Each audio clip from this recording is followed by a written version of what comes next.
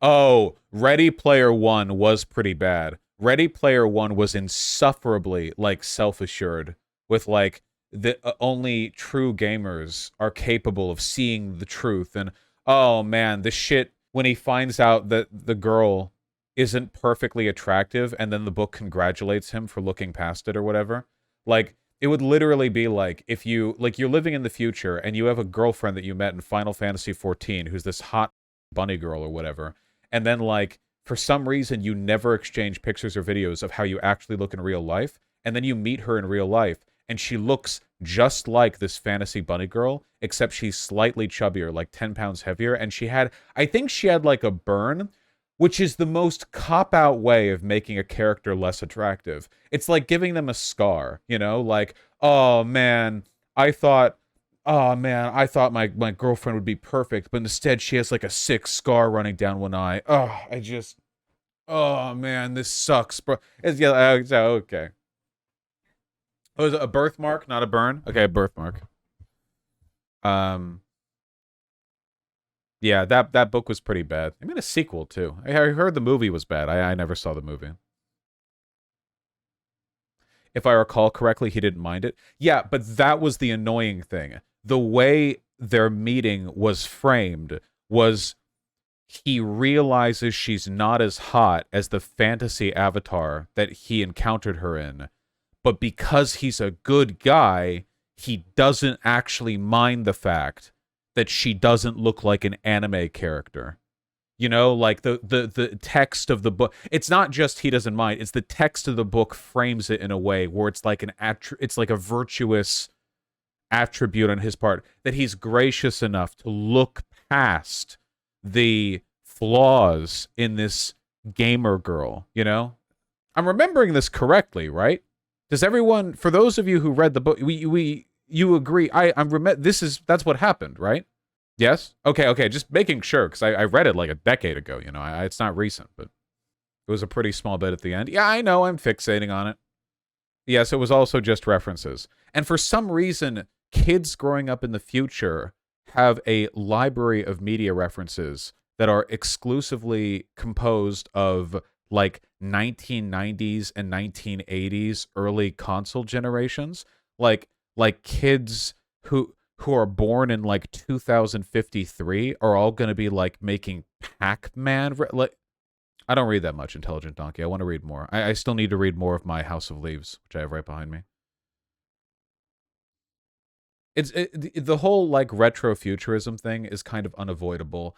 One thing that I've always thought about that I've really wished that I could see that I've really wished that I could see done well. Just really quick segue is like whenever we see a sci-fi movie or a future movie or whatever that has any kind of media, like we see a book or a movie or advertisements, one thing that's kind of bothered me my whole life is that they're meant to be understandable to the audience. Now I have to ask you guys, if you brought somebody from 1940 to right now and then you showed them like memes on Twitter that you like, do you think any explanation would get across the point to them?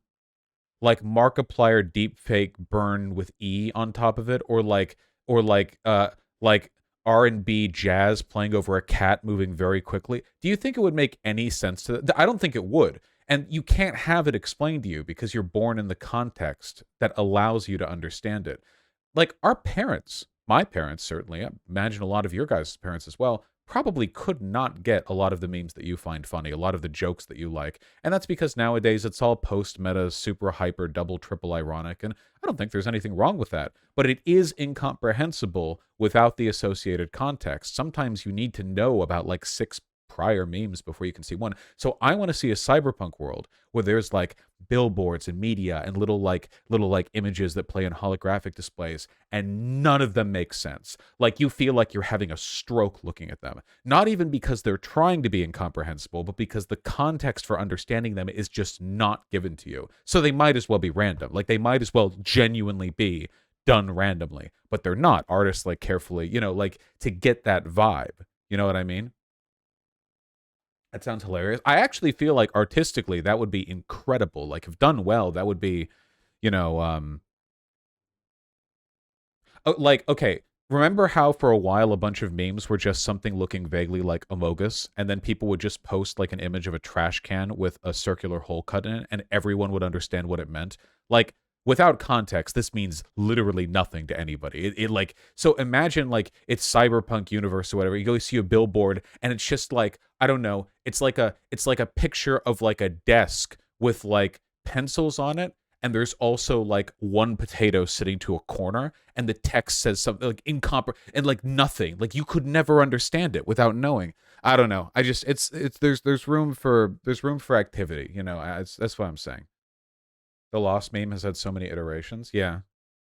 Hypnospace is kind of like that. Hypnospace Outlaw? No, because Hypnospace Outlaw is rooted in the past. Hypnospace Outlaw is rooted in like 1990s internet culture, and it does supply you the context necessary to understand their jokes. Also, irony didn't really exist back in the 90s the way that it does today.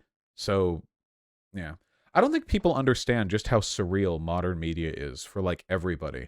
If you go back to the 1950s and look at a like commercial, do you know what a commercial from the 1950s was? It's a guy wearing a suit with a spiffy haircut, like showing you a mop and going, "This mop here, now you've struggled with mops before. You've seen mops not work. You've seen them break down to the stick. You've seen them just spread the mess around. But this mop right here, I tell you, you're never going to have to work again." And then there will be like a little ditty at the end where four women sing like a tune that gets stuck in your head about how good of a mop this mop is. And it's a shit mop, by the way. And then like you go over to the 90s and all advertisements are like fisheye angled, like handheld cameras zooming in on a mom doing this to like show then her like beach blonde haircut children are running around making a mess in the living room, and the mom's like, and then like there's like a toy that solves it or something. These kids like, and nowadays if you look at commercials these days are surreal.